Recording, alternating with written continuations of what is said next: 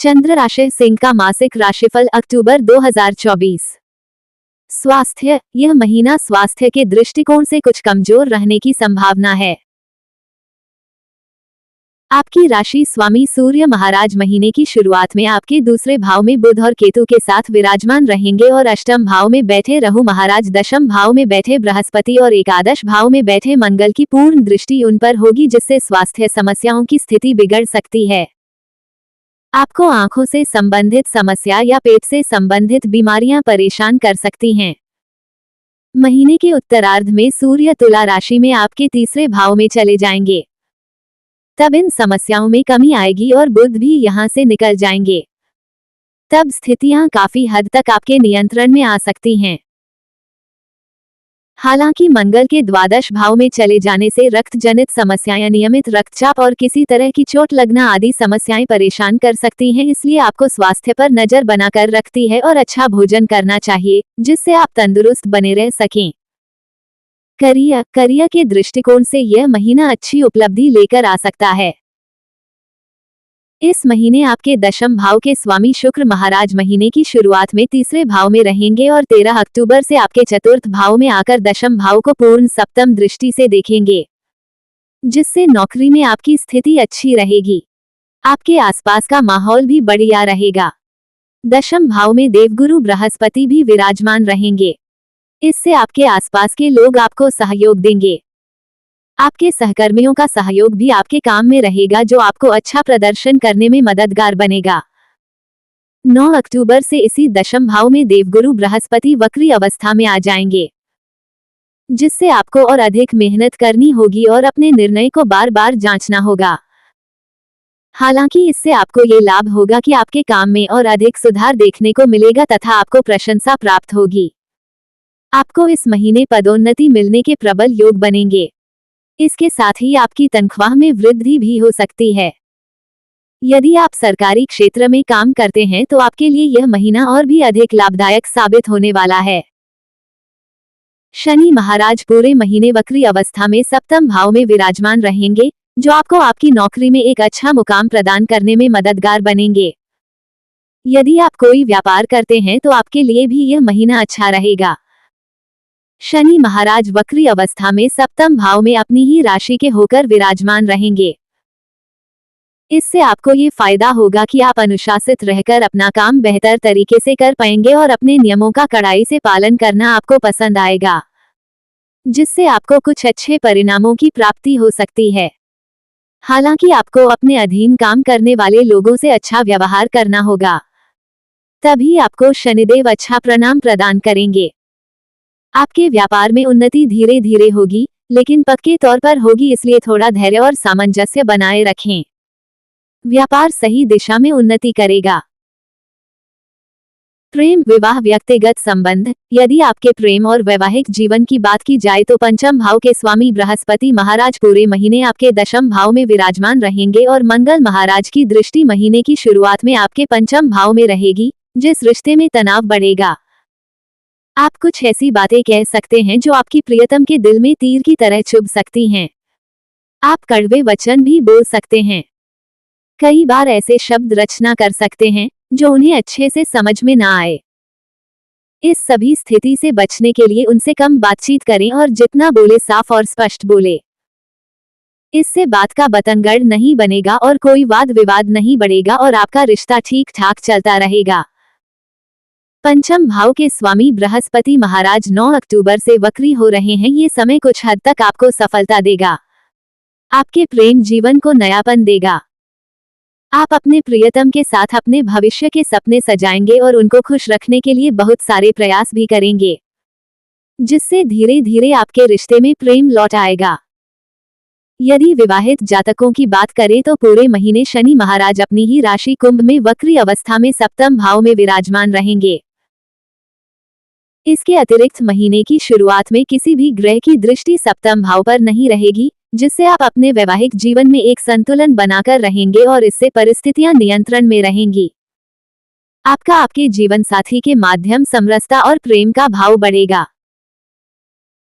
आप साथ मिलकर अपनी जिम्मेदारियों को पूरी तरह से निभाएंगे और अपने वैवाहिक जीवन को और बेहतर बनाने की दिशा में प्रयास करेंगे, लेकिन 20 अक्टूबर से मंगल द्वादश भाव में जाकर अपनी अष्टम दृष्टि से आपके सप्तम भाव पर दृष्टि डालेंगे, जिससे जीवन साथी को स्वास्थ्य समस्याएं परेशान कर सकती हैं और उनके व्यवहार में भी चिड़चिड़ापन बढ़ सकता है। इससे आपके वैवाहिक जीवन में तनाव बढ़ेगा। उधर राहु महाराज अष्टम भाव में पूरे महीने रहने वाले हैं और महीने की शुरुआत से ही सूर्य बुध केतु दूसरे भाव में रहकर उन पर दृष्टि डालेंगे, जिससे आपके परिवार और आपके ससुराल के लोगों के बीच कुछ मध्यस्थता की आवश्यकता पड़ेगी, अन्यथा आपस में वाद विवाद बढ़ सकता है। महीने के उत्तरार्ध में इन स्थितियों में कमी आएगी, इसलिए आपको थोड़ा सा संभल कर रहना होगा और जब कोई ऐसी बात हो तो आपको समझदारी दिखाते हुए मामले को शांत करने का प्रयास करना होगा। ऐसा करने से आपका वैवाहिक जीवन ठीक ठाक रहेगा। सलाह, आपको बृहस्पतिवार के दिन केला नहीं खाना चाहिए, बल्कि 4 केले किसी ब्राह्मण अथवा विद्यार्थी को खाने के लिए देना चाहिए। आपको अपने गले में एक सोने का सूर्य सोने की चेन अथवा लाल रंग के धागे में रविवार के दिन प्रातः काल 8 बजे से पूर्व धारण करना चाहिए। आपको मंगलवार के दिन श्री हनुमान चालीसा का पाठ करना चाहिए।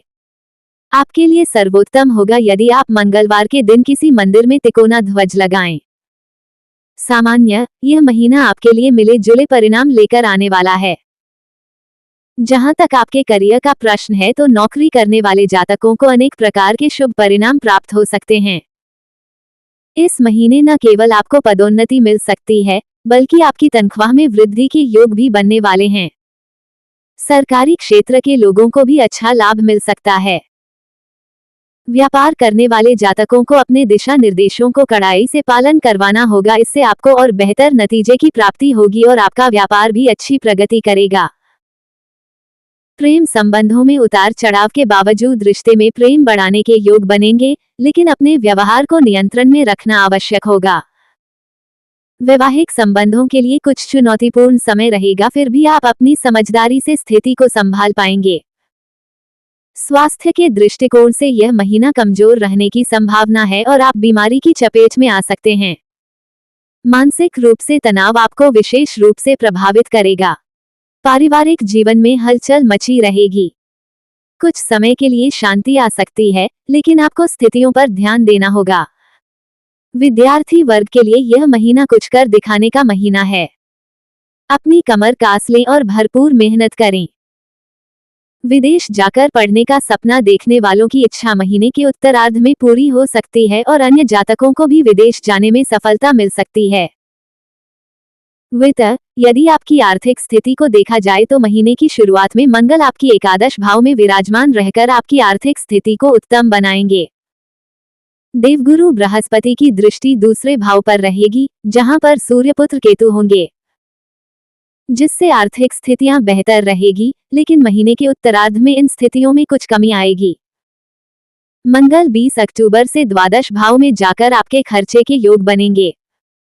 उधर राहु पूरे महीने अष्टम भाव में रहकर अवांछित यात्राएं और फिर जल खर्च करेंगे, इसलिए आपको कोई बड़ी चुनौती तो नहीं महसूस होगी।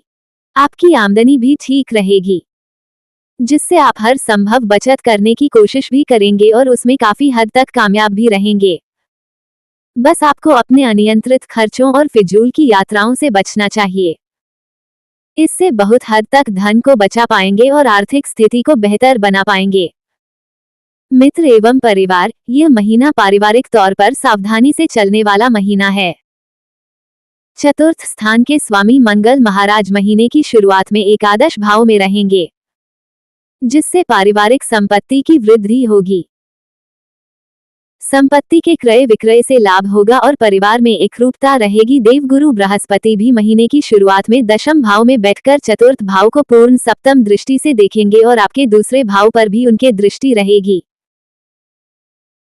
जिससे पारिवारिक समरसता बनी रहेगी। लेकिन महीने की शुरुआत में दूसरे भाव में बुध केतु और सूर्य जैसे ग्रह विराजमान होने के कारण आपके कुटुंब में आपस में कहासुनी होने, तनाव बढ़ने और किसी बात पर एक मत ना होने के कारण समस्याएं जन्म ले सकती हैं। हालांकि देवगुरु बृहस्पति की दृष्टि इसको संभालने की कोशिश करेगी, लेकिन 9 अक्टूबर से बृहस्पति भी वक्री हो जाएंगे तो स्थितियां बिगड़ सकती हैं। इसके बाद बुध 10 अक्टूबर को और सूर्य 17 अक्टूबर को आपके तीसरे भाव में चले जाएंगे। जिससे इन समस्याओं में कुछ हद तक कमी आएगी और घर का माहौल सुधरेगा। लेकिन चौथे भाव के स्वामी मंगल अपनी नीच राशि कर्क में 20 अक्टूबर को आपके द्वादश भाव में चले जाएंगे, जिससे आपके घर से दूर जाने या विदेश यात्रा के योग बन सकते हैं। आपके पारिवारिक समस्याएं कुछ हद तक कम होंगी, लेकिन आपको परेशान करती रहेगी। आपको अपने भाई बहनों से सुख मिलेगा। आप उनकी भलाई के लिए विचार करेंगे और उनकी मदद करेंगे। उनसे आपका व्यवहार मधुर बना रहेगा। पिताजी और माताजी के स्वास्थ्य में भी सुधार रहेगा, इसलिए कोई बड़ी चिंता की बात नहीं रहेगी।